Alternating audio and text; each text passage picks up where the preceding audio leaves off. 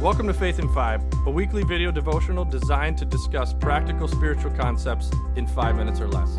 I'm your host, Mark Vandella. So you've probably heard of the internet trend, I was today years old when, right? ... And people just post all these things that they learn about the world that they didn't previously know.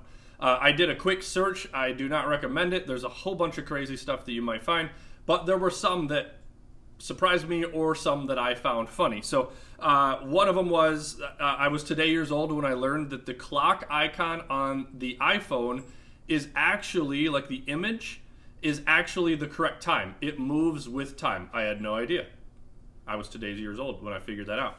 Another one was, I was today years old when I learned that the word footage is, like for film, was actually because they used to measure film, the time of it, based on how many feet it would take up, or like the reels. I had no idea. I was today years old when I learned that.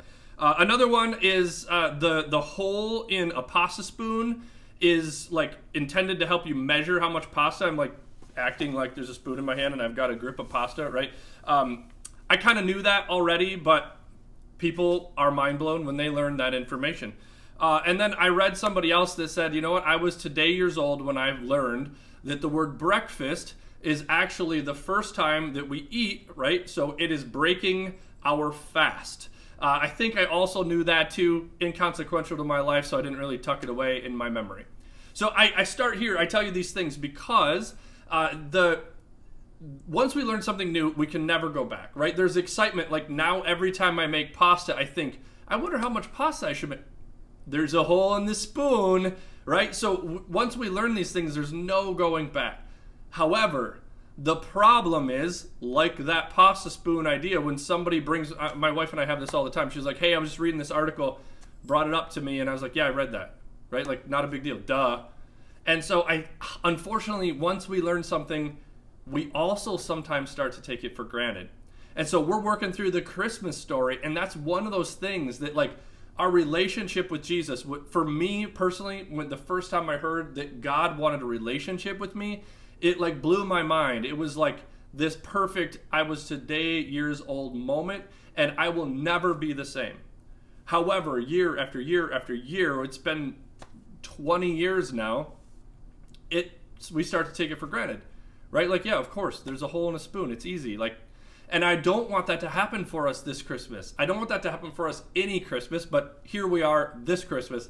I'm recording a video. So what I want to do is challenge us to see different parts of the Christmas story and see it with fresh eyes and a little bit differently than maybe we have in the past. And so to do that, we're using a book called The Wandering Wise Men by Eric and Meredith Scrotenborg. And it's a brand new book. It comes with a kit with little stuffed wise men. It's a great tool to share the story with your kids and be able to revisit the story in a new way, but not just for your kids. We're using it in this series to look at it a little bit differently for ourselves. And so we're going to pick up. We're kind of late in the wise men story now because we are in the week of Christmas. We're heading up to Christmas Eve.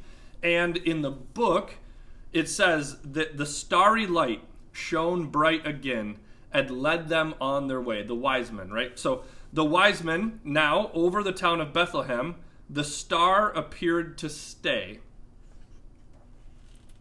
They found the child in a house with Joseph and Mary too. His name is Jesus, Mary said. The Lord has guided you. In this moment, their eyes were opened, and they could finally see that God had come from heaven to earth to be born like you and me. The wise men bowed down to worship the Christ child they adored. They laid their gold and frankincense and myrrh before the Lord. An angel warned them in a dream to go a different way home. They knew they'd never be the same. Their lives were changed that day. When the wise men left the child, they knew they'd wander no more, for they had found in Bethlehem what their hearts were longing for. And so as we attend Christmas Eve services, as we tell our kids about the reason for the season and all those sorts of things, it is so easy to forget that moment that the wise men experienced. Their lives were forever changed. This year, let's not take it for granted. And in order to do that, I want to present some verses that are kind of outside of what we normally talk about in the Christmas story. Obviously, we talk about this baby who was born to a virgin and born in Bethlehem, but there's a couple of points in Matthew's version and John's version. So today you get two verses. The first one I want to share is Matthew 1:23. It says, "A virgin will have a baby boy, and he will be called Emmanuel," which means God is with us. I remember the first time I heard that, right?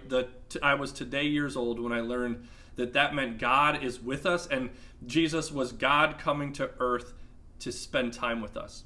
And then the second verse I want to put in front of you is John 1:14.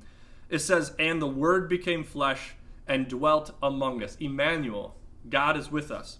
"And we have seen his glory, glory as of the only Son from the Father, full of grace and truth." And so this year at Christmas, I hope for us and our faith as we live this out, as we celebrate, that we would realize, that we would come to this place and kind of reflect back on the moment where we realized God wanted a personal relationship with each of us. So he sent his son, Jesus, to live among us, to live our lives, and to be able to relate and connect with us in different ways. Jesus is the conduit between us and God.